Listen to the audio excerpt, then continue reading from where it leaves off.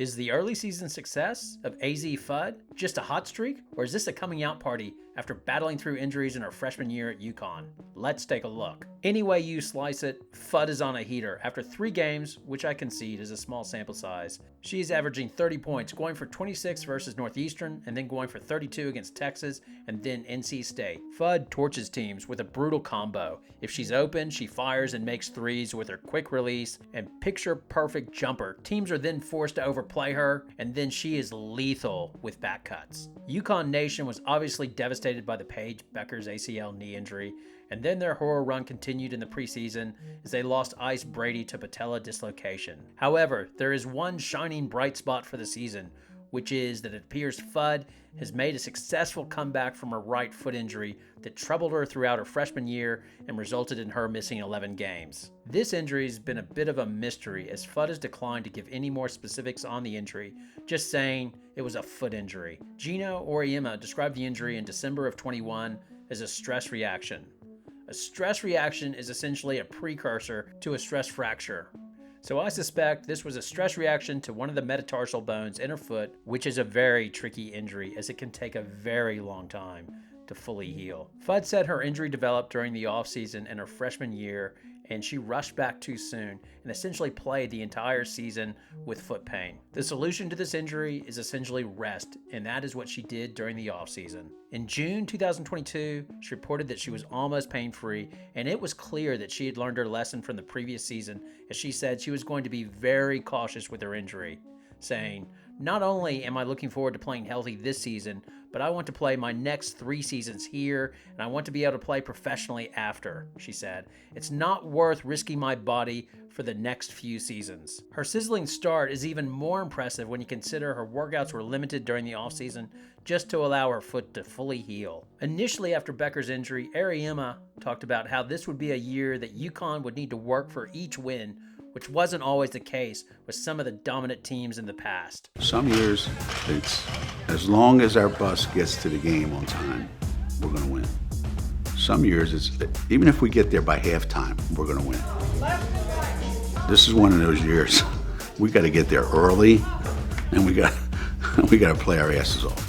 However, Ariema's tune changed a bit at the Big East Media Day as he was excited about the progress and health of Fudd, saying, "I would say based on 1 week of practice, Azzi's as good as anybody we've had at this point in every area of the game," he said.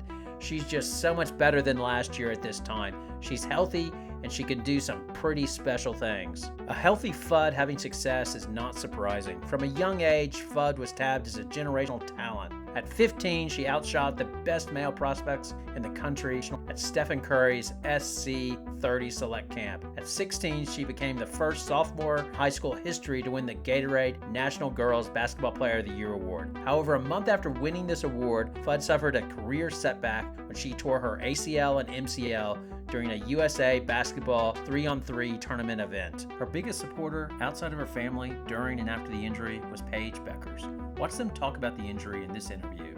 I think it helps demonstrate the strength of their bond and their friendship. I was heartbroken for Azzi. Seeing her on the floor, I had me in tears.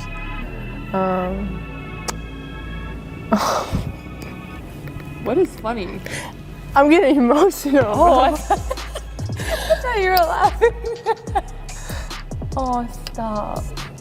No, really, stop. It's okay. You don't need to cry over me.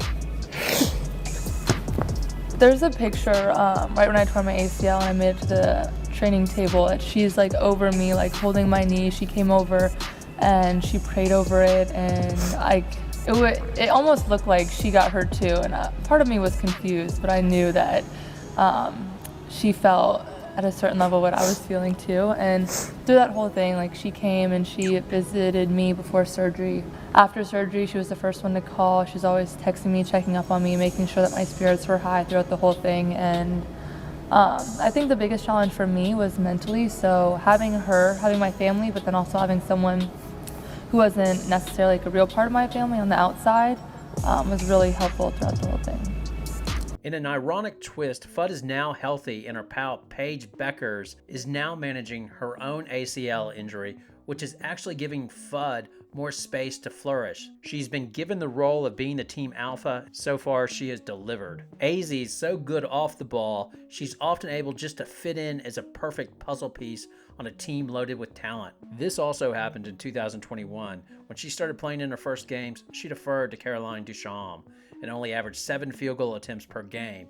And then after Duchamp went out, she stepped it up and became more aggressive, averaging 15 field goal attempts per game. Azzi Fudd getting shots up for Uconn is a good thing for them. When Fudd got over 10 shots, she averaged just over 20 points last season. Overall, she's a women's basketball version of Bradley Beal, the off-guard, who can do it all. Stephen Curry was impressed and paid his respects by wearing Fudd's jersey at his press conference. Fudd previously impressed Curry at his SC30 camp when she was just 15 years old, saying prior to her commitment to Uconn, "I think she has more of a textbook jumper than anyone I've seen. Maybe Klay Thompson and Azzi Fudd." You can go Ray Allen, Klay Thompson, and Azzi Fudd. Textbook. You would teach somebody how to shoot with their form. Now, it should be noted that Curry's recent support of Fudd might also be inspired by the partnership agreement with SC30 Inc. in December of 2021.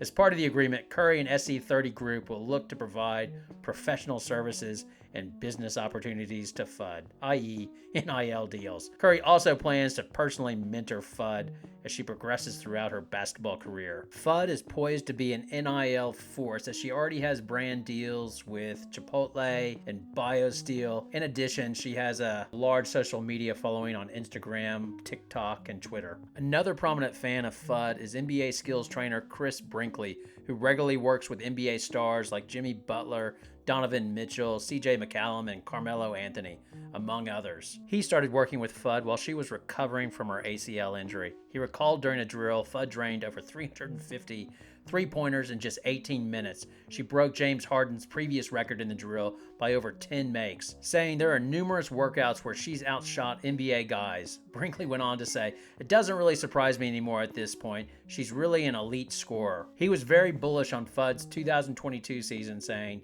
"I think she could be one of the best players in the country this year," Brinkley said.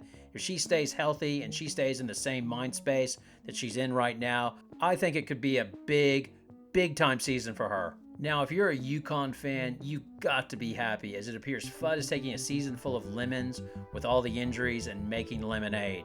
You get to watch Fudd turn into a superstar, and Uconn, who is stacked with talent despite these injuries, being labeled as a lovable underdog that might be able to win the national championship. Uconn as a lovable underdog still boggles my mind. And even if they don't win the national championship or go to the Final Four, they still get a hell of a consolation prize, which is dreaming of the future in 2023, when Fudd will be able to recommence playing with her buddy Paige Buecker and have the most devastating backcourt in the country. So what do you think? Do you expect to see Uconn in the Final Four this year? Or are you more excited about 2023? Leave your comments below. See you next time.